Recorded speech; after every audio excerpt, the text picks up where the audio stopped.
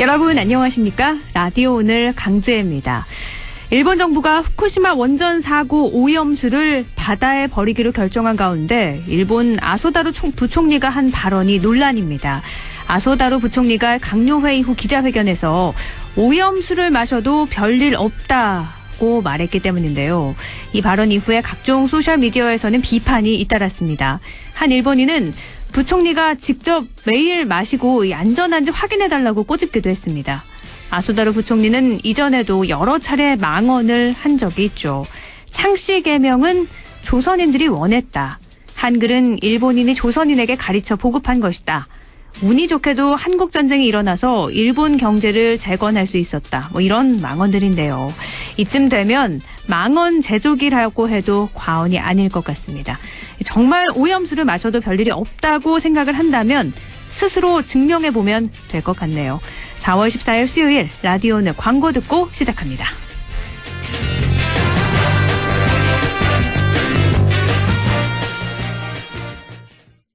관절의 하트, 근육의 하트, 관절의 펭귄이 uk군 캐펜텍 핫. 관절의 쿨해, 근육의 쿨해 하. 관절의 펭귄이 시원 캐펜텍 쿨.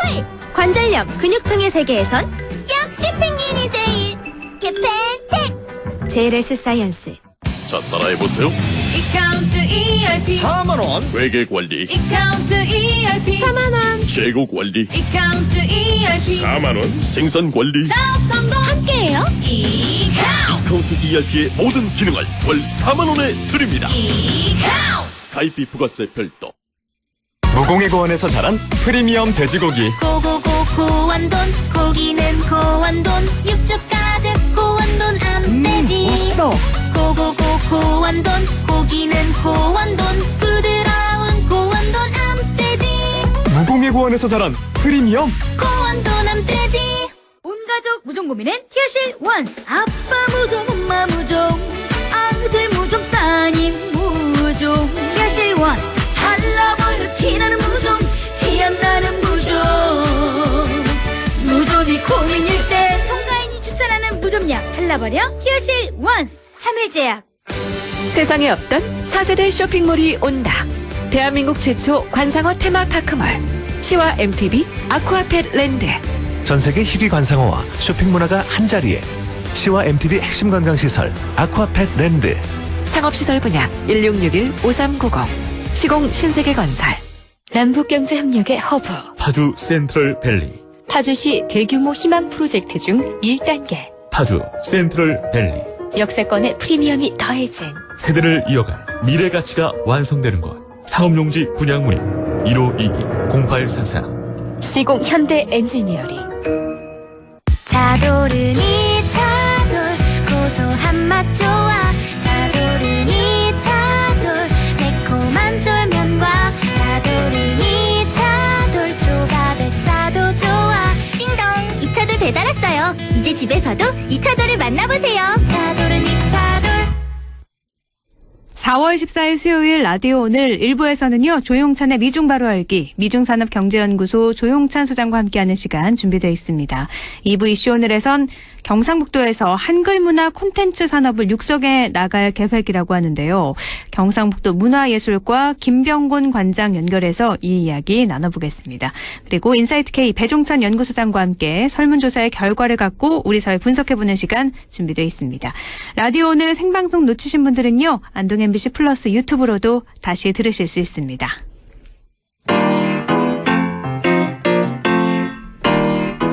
조용찬의 미중 바로 알기.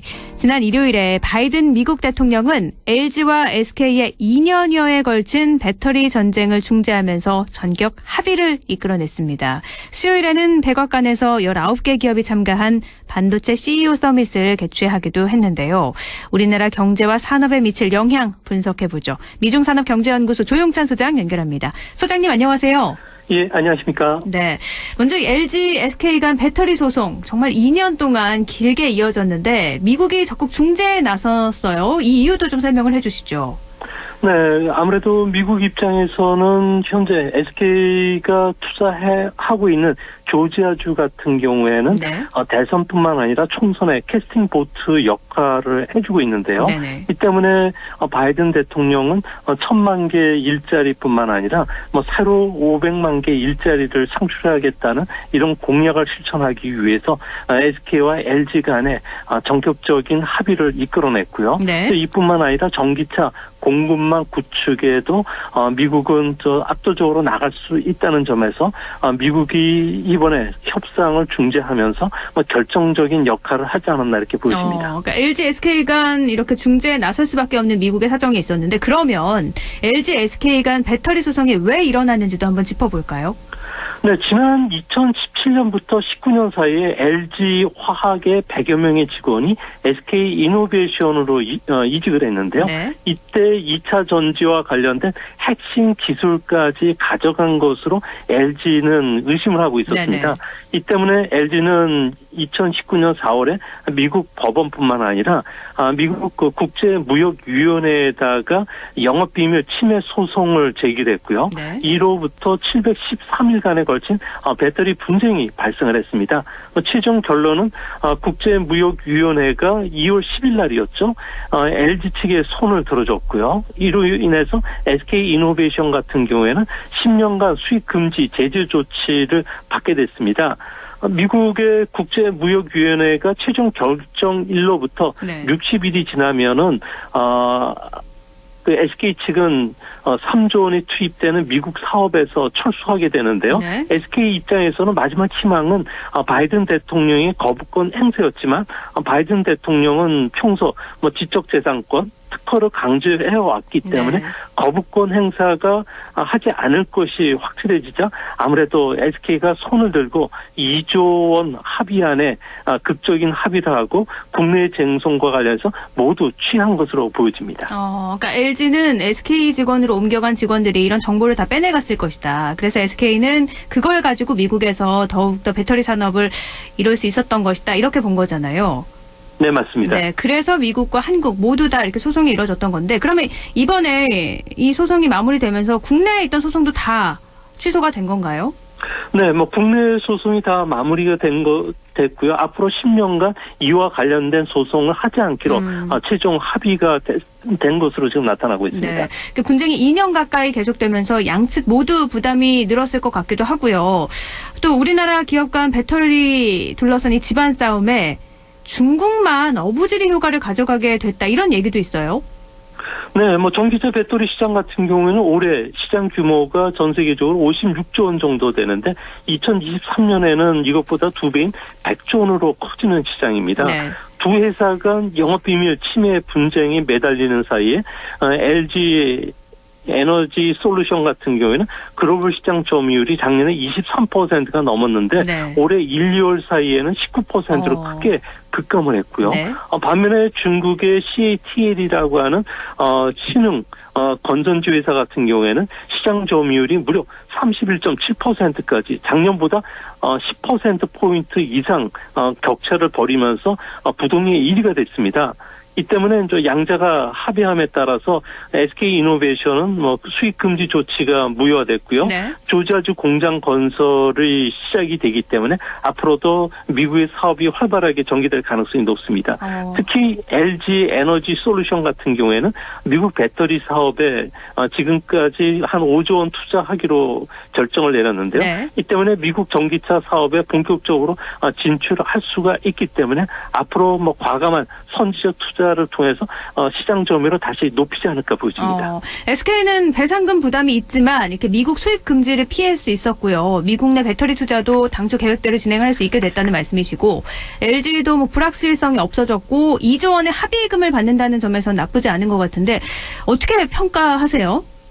네, 아무래도 LG 쪽에서는 3조 원을 요구를 했는데요. 네.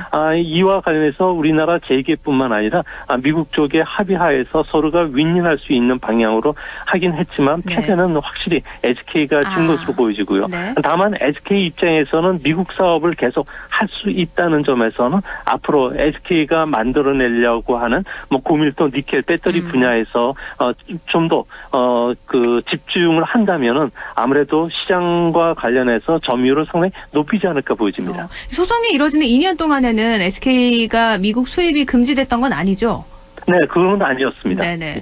2019년부터 벌어진 소송이 이제 끝이 난 건데, 뭐 끝이 나긴 했지만 감정의 골은 좀 남아있을 것 같거든요. 그래서 다른 산업에서 또 다른 경쟁을 하지 않을까 싶기도 한데요. 네, 바로 그 문제가 중요한데요. 네. LG와 SK 같은 경우에는 앞으로 수소 에너지와 관련해서 패권 경쟁이 한층 가열이 될 것으로 보여집니다. 뭐 전 세계적으로 탄소화 시대의 그 꿈의 연료는 수소인데요. 네. 여기에 세계의 그 패권 전쟁이 좀 벌어지고 있는데 수소 에너지 같은 경우에는 기존의 두 회사가 모두 석유 화학 회사에서 출발했다는 점에서 네. 이제 앞으로 이런 공급망 구축 또 미국, 유럽, 중국, 일본과 함께 수소 공급망을 형성해야 되는데 이 시장을 놓고서 상당히 치열해질 것으로 보여집니다. 수소 공급망이라는 것은 수소라는 물건을 만들 뿐만 아니라 운반과 저장 그리고 충전소 그리고 수소 연료 전지 차량 그 네 가지 부분에서 사업이 영유화되는데요. 네. 수소 같은 경우에는 천연가스와 같은 화석 연료에서 수소를 뽑아내는 회색 수소가 있고요. 전기료를 분해해서 만드는 그린 수소가 있고요. 또한 그 CO2를 회수해서 만드는 블루 수소가 있는데요. 우리나라 같은 경우에도 이런 그 그린이라든지 블루 수소 쪽에서 기술력을 갖추고 있기 때문에 네. 뭐 두 회사가 앞으로 수소 에너지 시장을 두고서 상당 부분 앞으로도 좀 충돌할 가능성이 있지 않나 이렇게 보입니다. 그러니까 수소 에너지 시장이 배터리 시장보다 훨씬 더 큰 건 사실이네요. 네, 앞으로 상당히 커질 것으로 보여지고요. 네. 이거와 관련해서 각국이 여러 가지 보조금을 주고 있고요. 또한 이와 관련된 산업 정책들이 현재 계속적으로 나오고 있기 때문에 이 시장에서는 서로가 물러서지는 않을 것으로 보여집니다. 그럼 LG하고 SK 측 둘 다 수소 쪽에서는 누가 지금까지는 좀 앞서고 있는 상황인가요? 네, 지금 현재 상황에서 투자는 SK가 조금 더 앞서가고 있는데요. 네네. LG도 이 부분과 관련해서는 회사의 그 사원을 걸고서 네네. 절대 물러서지는 않을 것으로 보여지기 때문에 앞으로 대규모 투자들이 일어나지 않을까 보여집니다. 대규모 투자가 이뤄지면 경쟁은 더욱더 치열해질 거고요. 그때 또 어떻게 되는지 봐야 되겠네요. 그런데 수요일 새벽에 또 백악관 주재로 반도체 관련 화상회의가 열렸어요. 여기에서 바이든의 메시지 내용, 또 의중도 중요하다고 하는데 이것도 좀 짚어주시죠. 네, 반도체 부족과 관련해서 해법을 모색하기 위한 화상회의였는데요. 네. 바이든 대통령 같은 경우에는 웨이퍼를 직접 들어보면서 내가 여기 가진 이 칩, 이 웨이퍼, 배터리, 광대역 이 모든 것이 인프라라고 단호한 어조로 말을 했는데요. 네. 이제 반도체를 국가의 기초 인프라 관점에서 바라보겠다는 그 의사를 분명히 내비쳤고요. 네. 또 중국은 기다리지 않는다. 또 미국도 기다릴 여유가 없다면서 반도체, 배터리와 같은 핵심 분야와 관련해서는 공격적인 투자를 강조를 했습니다. 이는 중국의 반도체 굴기에 맞서서 미국도 국산화에 거대 자금을 쏟아붓고요. 또 국내 생산과 개발을 촉진시켜서 다시 세계를 주도하겠다고 밝혔던 만큼 앞으로 미중 간의 반도체를 둘러싼 전쟁은 아주 치열해지지 않을까 보입니다. 그 반도체 공급을 늘리기 위해서 중국도 많은 노력을 기울이고 있는데 이를 좀 견제하기 위한 회의기도 했었네요. 지금 미국이 반도체 수급난이 좀 심각한 상황인가요? 네, 지금 미국 같은 경우에는 반도체와 관련해서 상당히 부족 사태들이 길어지고 있는데요. 네네. 차량용 반도체 부족으로 해서 미국의 그 대형 완성차 업체뿐만 아니라 네네. 전기차 업체들 같은 경우에도 현재 생산에 상당히 차질을 빚고 있고 네. 또 이로 인해서 공장 가동률이 상당히 좀 떨어지고 있다고 합니다. 네. 이뿐만 아니라 미국에서 만들어내고 있는 애플의 핸드폰 같은 경우에도 어플리케이션 같은 경우에도 반도체가 들어가야 되는데 이 반도체 수급 문제로 인해서 앞으로 생산이 상당히 좀 차질이 빚어질 가능성이 높다고 지금 보고서가 나오고 있기 때문에 네. 바이든 대통령이 서둘러서 이와 관련된 공급 확대책을 내는 것으로 보여집니다. 그렇군요. 이번 회의에는 그러면 누구 참석한 건가요? 네, 이번 회의는 정부 측에서는 바이든 대통령, 제이크 설러번 국가안보보좌관, 또 브라이언 디스 국가경제위원회 위원장, 네. 지나 러만도 상무장관이 참석을 했는데요. 면면을 보면은 반도체를 국가안보 또 중국과의 기술 패권 전쟁에서 꼭 지켜내야만 하는 핵심 산업으로 보고 있다는 겁니다. 네. 이뿐만 아니라 해외 반도체 기업으로는 삼성전자, 대만의 TSMC 그리고 네덜란드의 NXP가 있고요. 또 미국의 대형 IT 기업인 인텔이나 델, 마이크론 그리고 휴로패카드뿐만 아니라 인터넷 기업인 그 구글이죠. 그러니까 그 구글의 모회사인 알파벳 그리고 이동통신 회사인 AT&T 그리고 자동차 회사뿐만 아니라 군수 산업까지도 모두 참가를 했다고 합니다. 다 참석했다고 봐도 과언이 아닐 것 같은데, 근데 또 백악관이 삼성전자를 콕 집어서 참석시켰다고 하던데 특별한 이유라도 좀 있나요?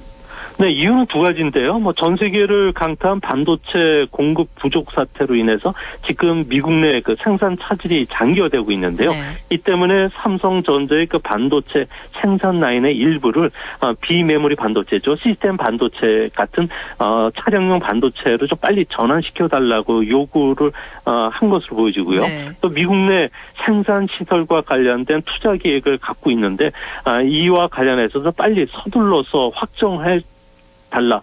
특히 미세 공정과 관련된 반도체가 앞으로 수요가 크게 늘어나는데 이 부분과 관련해서는 미국에서 생산을 하고 정확하게 수요를 높일 수 있는 기업은 삼성전자밖에 없다는 거죠. 또 삼성전자 같은 경우에는 현재 잉여 현금이 120억 달러 정도이기 때문에 텍사스 오스틴이나 애리조나, 뉴욕 한 곳을 골라서 한 170억 달러 정도 공장 건설을 할 예정인데 이것도 좀 앞당겨 달라고 지금 요구를 하고 있다고 합니다. 얼핏 들으면 우리나라 기업 압박해가지고 반도체 공급망 재건하려는 걸로 보이는데 이게 어떻게 전망하세요?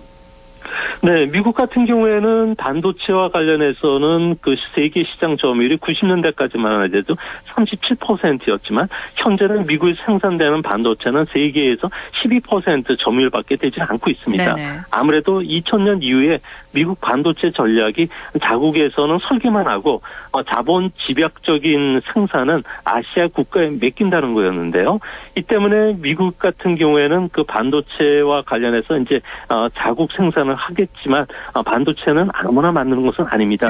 삼성처럼 세계적인 공정 기술을 갖고 있어야 되고요. 개발 능력도 있어야 되고 또 250여 개 협력사들의 기술력도 함께 모두 같이 올라와야 되는데 이 때문에 백악관이 생각했던 5, 6년 안에 미국이 생산 수요를 높이고 세계 시장 점유율을 차지한다는 건 상당히 어렵습니다. 이 때문에 미국이 필요한 반도체와 관련된 기술이나 수요를 높이는데 기술적 난제를 극복하기 위해서는 삼성전자 꼭 필요하기 때문에 이번에도 불렀고요. 이거와 관련해서 여러 가지 요구를 하지 않을까 보여집니다. 다행히 우리 입장에서는 중국의 전체 반도체 40%를 파는데 미국이 이걸 제동을 막으려면 미국이 자체 생산이 어려운 반도체를 좀 공급해주고 공장도 건설해서 일자리를 창출시켜준다면 우리의 협상력이 높아질 수가 있기 때문에 삼성전자 입장에서도 미국의 공장 건설이 나쁜 것은 아닙니다. 그렇군요. 미국이 근데 어쨌든 노력을 해도 반도체가 그렇게 쉽게 하루아침에 되는 게 아니니까 우리나라 따라오기는 당장은 힘들 거다 이렇게 말씀을 하셨어요. 그래서 제가 좀 웃기도 했는데 그러면 한국 정부의 시급한 지금 지원책이나 산업 전략은 어떤 식으로 좀 짜야 될까요? 네, 국내 기업들 같은 가장 큰 불만이 세 가지입니다. 세계 각국은 반도체를 국가 안보 측면에서 접근하면서 다양한 법인세 감면이라든지 여러 가지 세제 혜택을 주는데 우리나라 같은 경우에는 세제 혜택이 6%입니다. 미국의 40% 그리고 EU 같은 경우에는 보조금 형태로 다 돌려주고요. 또 중국 같은 경우에는 해외 그 설비 장비에 대해서는 거의 다 관세를 매기지 않는데 우리나라는 그렇지 않다는 거죠. 두 번째로는 주요국들은 반도체 대규모 투자 지원에 상당히 발벗고 나서는데 대부분 미국 같은 경우에는 500억 달러를 투자해 주기로 했고요. 그리고 중국 같은 경우에는 1,700억 조 원 정도를 투자해 주기로 했는데 우리나라 같은 경우에는 앞으로 10년간 3,000억 원이 매년 3,000억 원이 조금 넘는 수준의 생산내기용 투자만 하고 있다는 겁니다. 이 때문에 아무래도 재계 쪽에서는 1919년도였죠. 일본의 그 소부장 그러니까 소재, 부품, 장비 수출 규제 당시에 우리나라가 당정청이 한 목소리를 냈던 것처럼 이번에 반도체 전쟁과 관련해서도 한 목소리를 내고 또한 그 국제적으로 경쟁 구도에서 우리가 경쟁력 약화를 많이 할 수 있도록 여러 가지 지원을 지원을 해달라는 그런 요구들이 상당히 커지고 있다고 합니다. 기술은 앞서고 있지만 이런 지원 때문에 혹시 나중에 뒤처지지 않을까 걱정이 되는데 정부에서도 그럼 이런 것들을 좀 고려하고 있겠죠? 네, 정부 측에서도 이거와 관련된 여러 가지 이야기들이 나오고 있는데요. 네. 뭐 아무래도 제기가 요구했던 거에는 지금 상당히 좀 못 미치는 상황이고요. 네. 또한 현재 우리나라에서 이거와 관련된 협상력이라든지 이거 정책을 이끌어 나가야 강요들 같은 경우는 이번에 강요들 인사 문제가 있기 때문에 누구도 총대를 매지 않는 상황이라고 합니다. 네. 이로 인해서 우리가 조금 다른 그 나라보다 반박자 늦게 대응하고 있다는 점에서 제기라든지 반도체 기업 그리고 또 이것을 지켜보고 있는 우리나라의 그 투자가들 같은 경우에는 네. 조금 가슴앓이를 하고 있다고 합니다. 아쉬운 점은 있군요. 알겠습니다. 오늘 여기까지 듣죠. 말씀 고맙습니다. 예, 감사합니다. 네, 조용찬의 미중 바로 알기 미중산업경제연구소 조용찬 소장과 함께 배터리 전쟁 알아봤습니다. 라디오 오늘 1부는 여기까지고요. 잠시 후 광고 듣고 2부에서 뵐게요.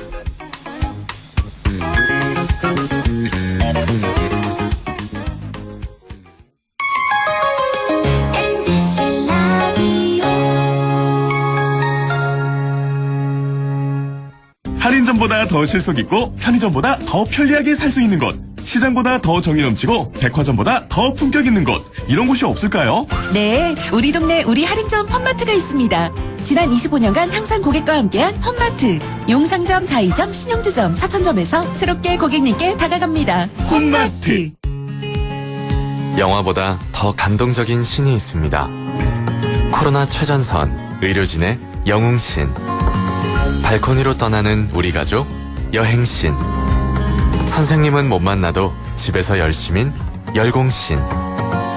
국민 여러분께서 만들어낸 감동적인 신들입니다. 그리고 이제 모두가 기다려온 백신으로 해피엔딩 신을 보여줄 차례. 우리가 함께 만든 최고의 신들이 있어 대한민국은 반드시 코로나19를 이겨낼 것입니다. 공익광고협의회.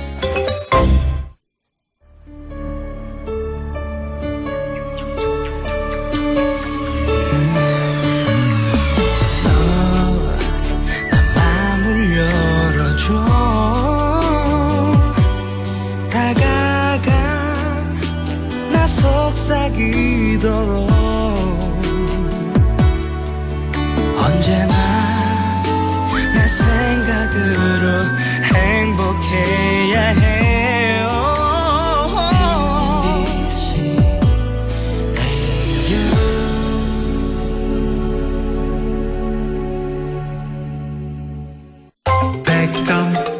MBC 라디오.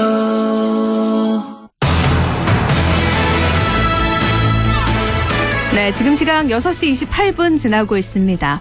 라디오 오늘 2부 순서 이슈 오늘입니다. 대한민국이 가진 최고의 자산이죠. 경상북도에서 한글을 활용한 문화 콘텐츠 산업을 육성해 나갈 계획이라고 하는데요. 경상북도 문화예술과 김병곤 관장 연결해서 이 이야기 들어보도록 하겠습니다. 과장님 안녕하세요. 예, 반갑습니다. 네. 문화예술과장 김병곤입니다. 네. 경상북도에서 한글 문화 콘텐츠 산업 육성해 나갈 계획이라고 제가 말씀을 드렸는데, 왜 경상북도에서 이 한글 문화 콘텐츠 산업을 육성하는 걸까? 경북과 한글이 무슨 관계일까? 의문을 갖는 분들도 계실 것 같아요. 예. 네.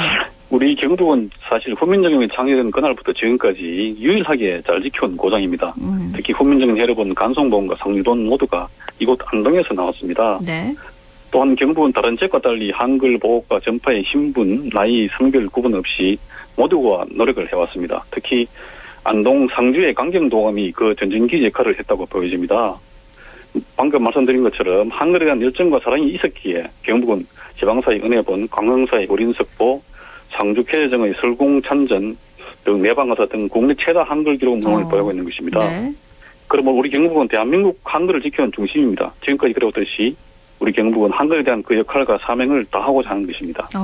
말씀 딱 들어보니까요. 경북의 한글 관련한 자산이 정말 많구나 알게 됐는데요. 한글 문화 콘텐츠 산업이라는 게 그럼 뭘까? 감이 잘 오지 않거든요. 이게 한글 문화 콘텐츠 산업, 이건 어떤 분야가 있을까요? 예, 한글은 그 말 그대로 언어이고 말입니다. 그렇죠. 언어는 그 말을 사용한 사람들의 정신이고 삶이며 역사의 모든 것을 할 수 있는데요. 사람의 정신, 삶, 역사 이런 것들 우리는 속칭 문화라고 말합니다. 즉 한글이 문화 그 자체인 것입니다. 네. 우리 도에서는 우선적으로 이제 한글의 가치를 재해석하고 한글 문헌 자료를 발굴 보존하는 것이 가장 기본적인 컨텐츠 산업이라고 봅니다. 따라서 이제 경상도 방안연구, 사투리 경연대, 제3의 해례본 찾기 등 다양한 사업을 추진할 계획입니다. 이와는 다른 시각으로 이제 저희들이 부가가치 창출 측면에서 보면은 한글로 디자인한 옷이 있을 수 있습니다. 그리고 한글을 주제로 영화나 웹툰 제작도 가능할 것입니다. 네. 좀 더 이제 나아가면은 4차 산업혁명 시대에는 인공지능 산업이 있습니다. 인공지능의 핵심이 바로 언어이고 우리나라 인공지능 산업의 핵심이 바로 한글인 것입니다. 이처럼 한글 문화 콘텐츠 산업은 연구, 교육, 유무형의 상품, 인공지능까지 매우 다양한 분야가 있습니다. 그러니까 한글은 그냥 한국의 모든 거라고 봐도 될 것 같아요. 문화라고 예, 말씀을 그렇습니다. 하셨는데, 네. 예. 그러면 한글 문화 콘텐츠 산업이 실제로 가치 창출로 이어져야 되잖아요. 그러기 예. 위해서는 어떤 노력들이 필요하다고 보세요? 네, 한글이 실제 가치 창출이라면 아마도 상업적인 경제적 가치를 말씀하신 것 같습니다. 네네. 저는 이제 한글의 경제적 가치를 말하기 전에 한글은 이제 그 자체가 가치 이상을 지니고 있다고 봅니다. 앞서 말씀드렸듯이 한글은 대한민국의 정신이고 삶 그 자체입니다. 이제 따라서 이제 먼저 노력해야 할 부분은 한글의 가치를 연구하고 문헌조사와 발굴, 한글 사랑 운동 등을 정의해서 한국인은 물론 세계의 모든 사람들이 이제 한글에 대한 관심을 교류를 듣도록 확산하는 것이 중요하다고 생각합니다. 네네. 그러고 나면은 자연스럽게 이제 한글 관련 영화나 웹툰, 역사 관광 상품들의 실제 가치가 제대로 반영되고 창출될 것입니다. 그러니까 가장 먼저 노력해야 할 부분은 한글의 가치에 대해서 조금 더 알아야 되고, 많은 사람들의 관심을 가질 수 있도록 해야 된다는 말씀이신데요. 예. 지난주에 전문가들이 함께 경북도청에서 토론회가 열렸다고 하는데, 여기서는 어떤 이야기들이 좀 나왔나요? 예, 지금 한글 문화 콘텐츠 산업을 육성하기 위해서 우리 도에서는 지난주 한글 전문가 토론회를 개최했습니다. 대학, 이제 종교, 문학 등 많은 분야의 전문가들이 오셔가지고 다양하고 좋은 의견을 주셨습니다만 네네. 몇 가지만 말씀드리면은 먼저 무엇보다 이제 우리 한글의 우수한 가치를 재확인해야 한다. 그리고 실생활 속에서 한글을 아끼고 잘 사용하고 실천해야 한다는 의견이 많았습니다. 그리고 우리 알다시피 우리 경북이나 농번기의 일손을 돕기 위해 외국 입국한 노동자들이 많이 있는데 네네. 소통을 통한 이제 업무의 효율성을 높이기 위해서 외국인들을 대상으로 한글을 가르치고 문화를 전파하자는 좋은 의견도 있었습니다. 즉 우리 경북이 이제 한글 보급에 전정기지 역할을 하자는 말씀이었습니다. 또 하나는 이제 지역의 많은 한글 문헌과 음성 언어인 사투리를 디지털 자료로 구축해가지고 인공지능 시대를 우리 경북이 선도해야 한다는 의견도 주셨습니다. 그 외에도 다양한 의견을 주셨는데 우리 경북이 한글 산업을 진행하는데 많은 도움이 될 것 같습니다. 그러니까 한글을 알리기 위한 방법이 참 많네요. 지금 말씀 들어보니까요. 네. 경상북도에서 한글 문화 콘텐츠 산업 육성을 위해서 4가지 추진 전략을 세우셨다고요. 이건 어떤 거죠? 예, 앞으로 이제 저희들이 이제 한글 산업을 효율적으로 진행하기 위해서 이제 4가지를 좀 했는데요. 네. 첫째로 이제 전문가 협력 지원 체계 구축입니다.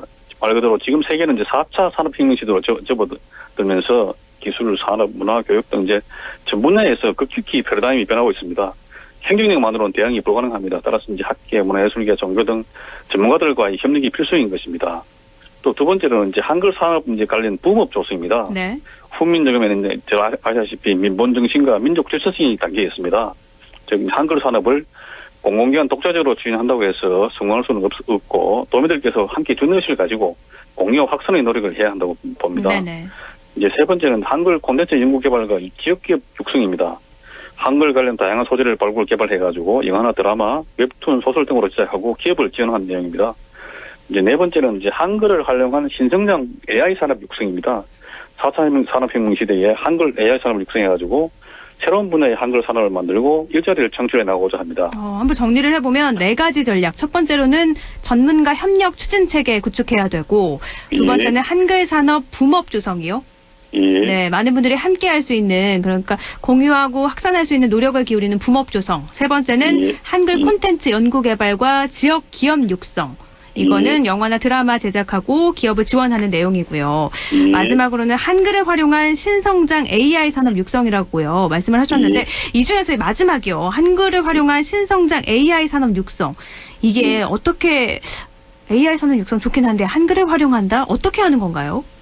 예, 이 부분이 저희들이 가장 이제 중점을 두고 있는 부분입니다. 네네. 특히 이제 아시다시피 한글과 이제 인공지능 산업이 조금은 이제 청취자분들이 생소할 수 있는데 네네. 쉽게 생각하면 이제 아이폰의 이제 휠이나 삼성폰 보시면 빅스비 거기에 보면 한글 데이터를 활용한 AI 산업이라고 볼 수 있습니다. 그러니까 이 쉬리 빅스비 이게 쉬리 먼저 외치고 뭐 해줘 하면 해주는 그거 말씀하시는 거죠? 네. 예. 그게 이제 한글 데이터를 활용한 AI 산업이고요.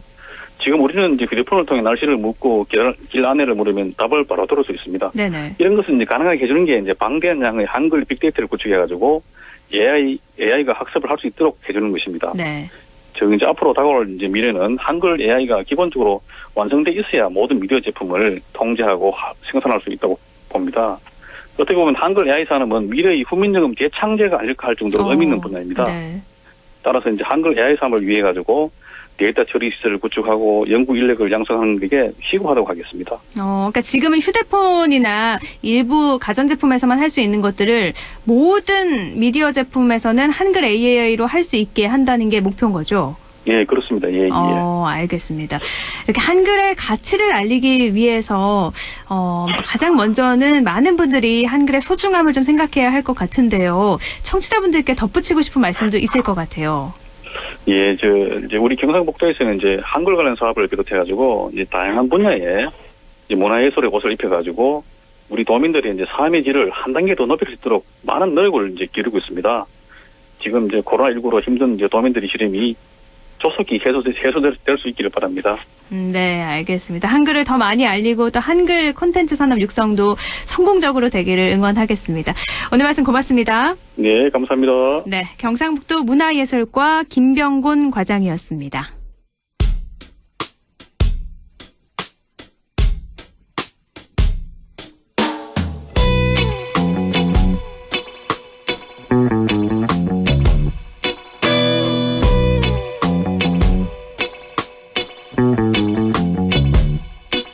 너는 쿨쿨 자나 봐.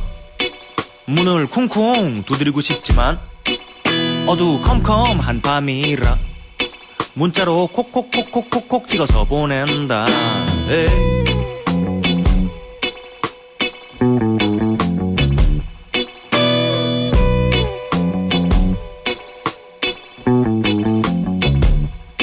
왼종일 쿵쿵대는 내 마음을 시시콜콜 적어 전송했지만 너는 쿨쿨 자다가 아주 짧게 한 글자만 찍어서 보냈다.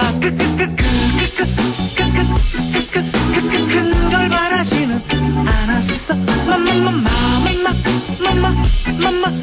말 같은 말 해주길 바랬어. 빵 터진 것보다야 나은 거. 그도 아닌 한 글자에 눈물 꽉 쏟아져 버리고 말네.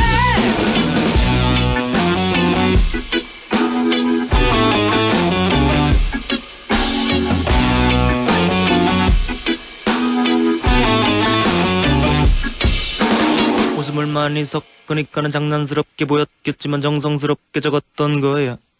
나는 마치 콩을 젓가락으로 옮길 때처럼 이모티콘 하나마저 조심스럽게 정했어. 나는 큰 결심을 하고서 보낸 문자인데 너는 한 글자로 모든 걸 마무리해버렸어. 이제는 괭 하고 시뻘개진 내 눈에 비치는 건 완전히 확 닫힌 대화 창뿐이네. 큰 걸 바라지는 않았어.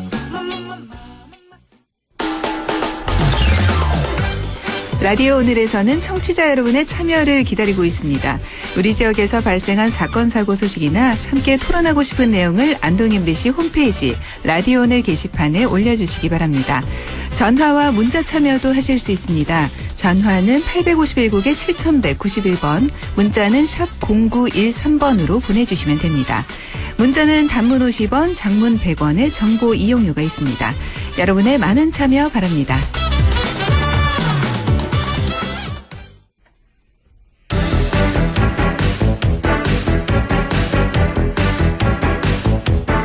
리서치 오늘 인사이트 K 배종찬 연구소장과 함께합니다. 소장님 안녕하세요. 안녕하십니까, 배종찬입니다. 네, 확진자 수가 코로나19 확진자 수가 수도권을 중심으로 계속 늘고 있잖아요. 오늘 0시 기준으로 700명이 넘었는데 사회적 거리두기 격상도 검토되고 있는 상황 속에서 이 사회적 거리두기에 대한 여론은 어떻죠? 여론은 조금 엇갈리고 있습니다. 확진자 수가 계속 늘어나고 있어서 4차 대유행, 문턱이다 이런 전문가 진단이 나올 정도로 우려스러운 상황인데 지난주 금요일이었죠. 방역당국은 사회적 거리두기를 3주 더 연장했는데 확진자가 계속 늘어나고 있으니까 더 강화해야 되는 건 아닌가 이런 여론에도 힘이 실리고는 있습니다. 네. 리얼미터가 YTN에 의뢰를 받아서 지난 9일 실시한 조사인데 자세한 사항은 조사기관의 홈페이지에서 확인 가능합니다. 거리두기 단계를 격상하지 않고 유지 결정에 대해서 물어봤는데 잘한 조치라는 응답이 의견이 48.8%, 약 50%에 육박하고요. 잘못한 조치다라는 의견 또 응답이 46.8% 거의 비슷했습니다. 그러네요. 확진자가 늘어나니까 좀 강화해야 된다는 의견이 높지 않을까라고 예상을 해봤는데 네. 근데 이게 워낙 또 사회 경제적인 영향을 주고 있기 때문에 이 방역 차원의 결정과 또 경제 사정 고려에 대한 인식이 팽팽한 결과로 나타났습니다. 그러니까 이게 자영업청하고 또 소상공인들의 인식과 의견은 달랐을 가능성이 있는 것이죠. 그렇군요. 다중이용시설 영업시간 제한 완화 조치가 담길 걸로 예상이 되고 있는 이 오세훈 서울시장 서울형 상생 방역이 있잖아요. 네. 이 부분도 여론조사가 이루어졌다고요?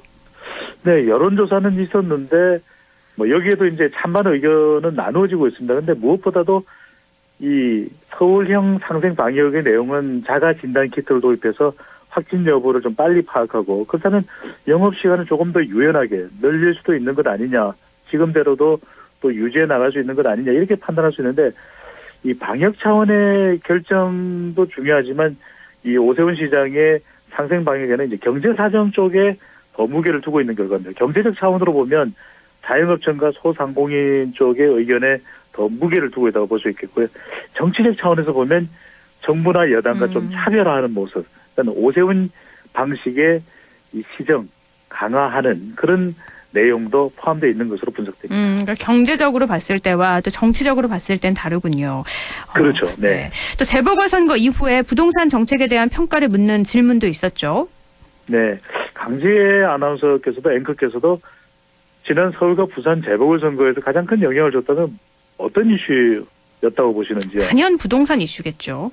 그렇죠. 네. 그래서 이 재보궐선거가 끝나고 난 이후에 이 최근 2, 3년 이 부동산 가격이 올라갔던 것에 대해서 어디에 책임이 있는지 어떤 요인이 가장 크게 영향을 줬는지 물어봤는데 정부의 부동산 정책에 대한 불신이 가장 높게 나타났습니다. 네. 한국사회여론연구소 KSOY가 TBS 의뢰를 받아서 지난 9일, 10일 실시한 조사입니다. 자세한 사항은 조사기관의 홈페이지에서 확인 가능한데 이 정부의 부동산 정책 불신이 47.5%로 가장 높았습니다.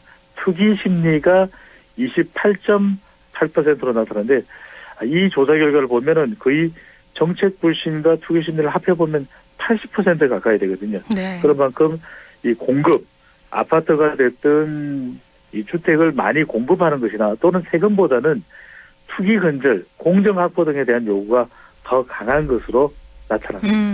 2030 세대 표심이 이번에 가장 크게 변했었잖아요. 네. 그 큰 이유가 부동산 투기로 인한 공정성 이 문제로 봐야 될까요?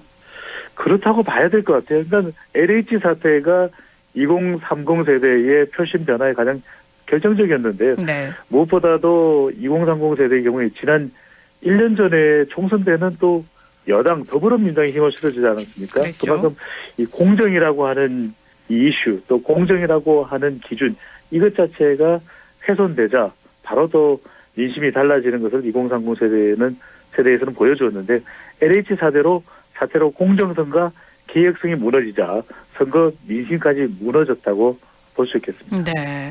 또 오늘 문재인 대통령이 일본 대사에게 일본 후쿠시마 원전 오염수 해양 방류 결정에 대한 우려를 전달하기도 했는데 이 일본 오염수 방류 결정에 대한 빅데이터 민심 어떻게 나타나고 있죠? 가장 격앙된 민심이 나타나고 있습니다. 어떻게 일본이 그럴 수가 있느냐라는 분노한 민심이 나타나고 있는데요. 소셜 매트릭스 인사이트입니다. 빅데이터 분석 도구에 오염수를 입력을 해봤습니다. 지금 오염수와 관련된 용어는 뭐 후쿠시마 오염수라고 봐야 될 텐데 일본에 대한 분노한 민심이 이 빅데이터 언급량으로 그대로 연결됐습니다. 13일이니까 바로 어제죠. 어제는 3만에 육박했습니다. 3만에 육박할 정도면 진짜 우리가 통상적으로 빅데이터에서 꾸준하게 높게 나타나는 치킨이나 피자보다도 많을 정도거든요.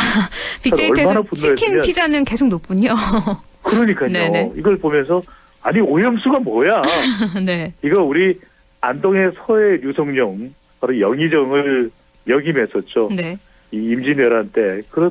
이 서해 유성룡의 정신이 지금 필요한 거 아닌가라는 생각이 들 정도인데 이 연관어를 분석을 해봤더니 오염수와 가장 관련이 높은 용어가 일본 또 후쿠시마로 나타났거든요. 그만큼 사실 이게 오염된 이 물임에도 불구하고 일본에서는 처리됐다. 그래서 처리수 이야기를 자꾸 강변하고 있는데요. 전문가들은 어림없다. 이건 오염수다라는 이야기를 하고 있습니다. 감성 분석도 해보았거든요. 그러니까 여론조사로 치면은 긍정이냐 부정이냐를 볼 수 있는 그런 분석 기준이 될 수 있는데 부정 감성이 절반에 육박했습니다. 그러니까 13일까지의 내용이니까 오늘 또 내일까지 포함하면 더 이 부정 감성이 올라갈 텐데 어제까지의 결과만 하더라도 긍정 감성보다는 2배 이상 더 높게 나타나고 계속 올라가는 부정 감성의 결과로 나타나고 있습니다. 방류 결정이 취소되지 않는 한 그 민심은 계속되지 않을까 싶네요. 네. 또 재보궐선거 이후에 실시된 차기 대선 후보 조사에서 윤석열 전 총장이 가장 높았는데 비호감도도 가장 높았다고요? 이 조사 결과가 참 재밌는데요. 어떤 대상을 참 좋아하기도 하지만 또 싫어하기도 하는 대상. 말 그대로 이제 뜨거운 감자라고 할 수 있는데 바로 그 인물이 윤석열 전 검찰총장입니다. 리얼미터가 JTBC의 의뢰를 받아서 재보궐선거 이후죠. 10일과 11일 실시한 조사입니다. 자세한 사항은 중앙선거론조사 심의위원회 홈페이지에서 확인 가능한데 차기 대선 후보로 거론되는 인물 중에서 누구를 지지하는지 물어본 결과 윤석열 전 검찰총장이 36.3%로 가장 높았습니다. 이재명 지사보다도 오차 범위 밖으로 앞서는 결과인데요. 그런데 이 대통령감이 절대 아니라고 생각하는 인물도 물어봤는데요. 윤석열 전 총장이 22.8%가 가장 높았습니다. 어떻게 그러니까 이렇게 나타날 수 있는 거예요? 그러니까요. 이게 가장 좋아하는 사람도 지지하는 사람도 윤석열, 대통령감이 절대 아니라고 생각하는 인물도 윤석열 전 총장으로 나타났는데 물론 이제 응답자는 다릅니다. 그러니까 지지하는 쪽은 국민의힘이나 또 보수층에서는 지지한다는 의견이 나왔고요. 또 더불어민주당 지지층 그리고 특정 후보를 아직까지 지지하지 않는다는 응답층에서는 윤석열 전 총장에 대해서 대통령감이 아니다라는 비호감 의견이 더 높게 나타납니다. 네. 또 재보궐선거 이후에 문재인 대통령 지지율 추세의 변화도 한번 분석해 주시죠. 네, 하락하고 있는 문 대통령의 지지율입니다. 여러 여론조사 결과가 있는데요. 대통령 지지율이 지난달에는 대체적으로 40% 되는데 지난달입니다. 네. 이번 달 들어서는 30%대 초반대 긍정평가 지지율로 대체로 나타나고 있는 추세입니다. 가장 큰 이유는 지난달 3월 2일에 LH 사태가 가장 큰 영향을 주었겠죠. 네. 또 이제 재보궐선거 패배에 따른 영향까지 받고 있는데 문재인 대통령의 핵심 지지층은 주로 호남 40대 화이트 칼라인데 호남을 제외하고는 40대와 화이트 칼라 사무직에서도 지지율이 많이 빠진 것으로 나타나는데 레임덕까지는 아닐지 몰라도 30%대 지지율은 레임덕 문턱에 서 있는 상태로 보입니다. 또 이 대통령 지지율과 관련해서 30%의 법칙이라는 게 있다던데 이건 어떤 내용인가요? 우리가 재보궐선거 기간 때 강재 앵커께서 이 오서방을 밀어주셔가지고 네네. 정확하게 적중해낼 수 있는데 이 문재인 대통령은 30%의 법칙이라는 걸 만들어봤습니다. 대통령 지지율은 선거, 국정, 여당에까지 영향을 주거든요. 역대 대통령 중 대통령 지지율 30%를 유지하지 못하면 정권이 교체됐어요. 그리고 30% 이상이면 그래도 정권은 유지할 수 있다. 그만큼 정권 교체냐 유지냐 이 30%가 참 중요할 수밖에 없거든요. 네. 그래서 문 대통령이 30% 지지율 유지할지가 차기 대권의 가장 중요한 기준. 이번에는 30%의 법칙을 좀 밀어주세요. 이 30%의 법칙도 매주 얘기해 보도록 하겠습니다. 네. 과연 맞아 떨어질지 내년 되면 알 수 있겠네요. 또 대통령 지지율 반등을 위해서 인적 쇄신, 국민소통 중요하다고 하는데 어떤 효과가 있을까요? 글쎄, 임진왜란 같은 위기 상황에서 명상이죠. 명재상. 이 서해 유성룡에게 많은 사람들이 주목을 했는데 지금 과연 누가 국무총리가 되느냐, 누가 정무수석이 되느냐 그다지 국민들이 관심이 있을까요? 중요한 건 이제 중도층과 2030 세대의 지지율을 문재인 대통령이 반등시킬 수 있을지인데 무엇보다도 누가 무슨 자리에 가느냐보다는 무엇을 하느냐가 훨씬 더 중요해 보입니다. 중도층과 2030 세대의 평가 기준과 투표 기준은 이념이 아닌 이해, 이데올로기가 아닌 인터레스트라는 것을 반드시 유념을 할 필요가 있는데 지지율 반동의 핵심은 먼저 다 할 수가 없습니다. 이제 1년여 남아있는 기간 동안 선택과 집중, 또 개혁에 정말 생산적이고 좋은 개혁이겠죠. 개혁에 초점을 맞춰야 되고 국민들의 공감대, 눈높이를 맞추는 공감대 형성이 무엇보다도 필요해 보입니다. 무엇보다 공감대다. 알겠습니다. 또 각 정당 지지율 변화도 한번 좀 살펴볼까요? 네. 네, 여당은 지금 뭐 위기 상태라고 봐야 되겠죠. 오는 16일 이제 오전 10시에 원내대표가 선출되는데요. 네. 윤호중, 법사위원장이냐, 박완주 의원이냐, 이 대결인데, 윤호중 의원의 경우에는 당권파 변화가, 당권파이죠. 그래서 당내 변화가 필요하지만, 좀 기존 질서를 유지하겠다는 쪽에 또 힘을 주고 있고요. 박완주 의원의 경우에는 새심파로 볼 수 있는데, 변화가 필요하고, 이 기존 질서에서 좀 달라져야 된다. 이런 주장을 하고 있는데, 네. 글쎄요, 이게 의원들의 선택이기 때문에 여론 지지율은 낮아졌기 때문에 뭔가 많은 변화가 필요할 것으로 보이는데 그럼에도 불구하고 문재인 대통령이 당에 또 정부의 또 중심이고 하기 때문에 윤호중 의원 쪽에 좀 힘이 실리지 않을까 이런 좀 신중하면서도 조심스러운 전망을 해봅니다. 네, 이제 이틀 앞으로 다가왔으니까요. 또 그 결과에 대해서도 다음 주에 나눠보도록 하죠. 오늘 말씀 고맙습니다. 감사합니다. 리서치 오늘 인사이트 K 배종찬 연구소장이었습니다.